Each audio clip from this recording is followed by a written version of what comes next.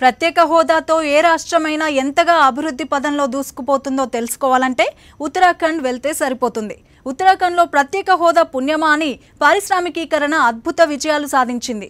అక్కడి పరిశ్రమల్లో మన తెలుగువారు వెలుగు బావుటలు ఎగరేశారు. ప్రత్యేక హోదా వల్లే ఉత్తరాఖండ్లో ఇంతగా పెట్టుబడులు వచ్చాయని పారిశ్రామికవేత్తలు అంటున్నారు.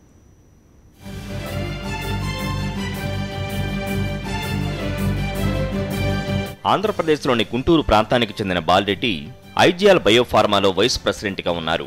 ఫార్మా రంగంలో సుదీర్ఘమైన అనుభవం ఉన్న ఈయన గత 8 ఏళ్లుగా ఉత్తరాఖండ్లోని ఎన్హెచ్ఆర్ ఫార్మా యూనిట్లో ఆపరేషన్స్ హెడ్ చేస్తున్నారు. ప్రత్యేక హోదా ప్రకటించిన తర్వాత ఉత్తరాఖండ్లో ఏర్పాటైన ఫార్మా కంపెనీల్లో ఎన్హెచ్ఆర్ ఒకటి. డెహ్రాడూన్ సమీపంలోని సెలాఖీ ప్రాంతంలోని ఫార్మాసిటీలో ఎన్హెచ్ఆర్ ఫార్మా యూనిట్ ప్రారంభించారు. దాదాపు 63 కోట్ల రూపాయల పెట్టుబడితో ప్రారంభమైన ఫార్మా కంపెనీ నేచురల్ డ్రగ్స్ ఉత్పత్తి చేస్తోంది. గత ఏడాది 72 కోట్ల టర్నోవర్ చేసిన ఎన్హెచ్ఆర్ ఫార్మా 21 కోట్ల రూపాయల లాభాలు ఆర్జించింది.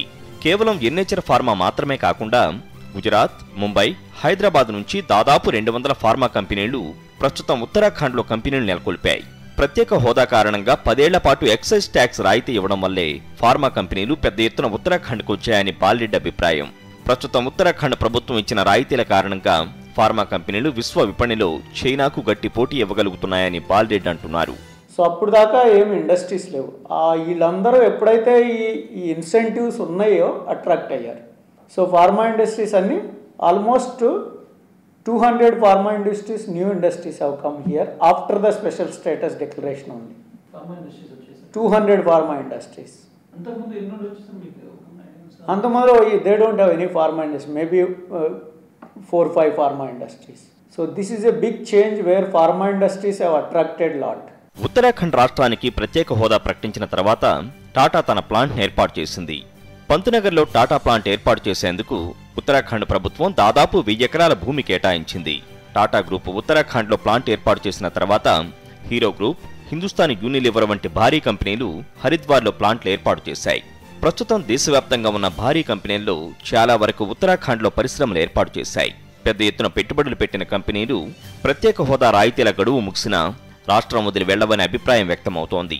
ప్రధానంగా ఇప్పటికే ఇక్కడ ఏర్పాటు చేసిన పరిశ్రమలు లాభాలు ఆర్జిస్తున్నాయని పరిశ్రమ పెద్దలు అంటున్నారు. Like I said to you earlier also, lot of big players are here apart from Kirby, like Hero Honda, Mahindra and Mahindra, and lot of FMCGs are there.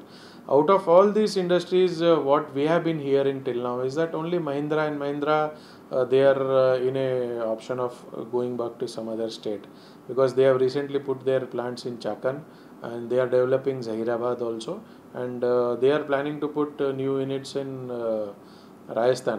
And for incidentally Kirby is supplying the building for their Rajasthan thing. But overall I feel that after these exemptions are completed also, still industrial life would be there in Haridwar and also in Uttarakhand.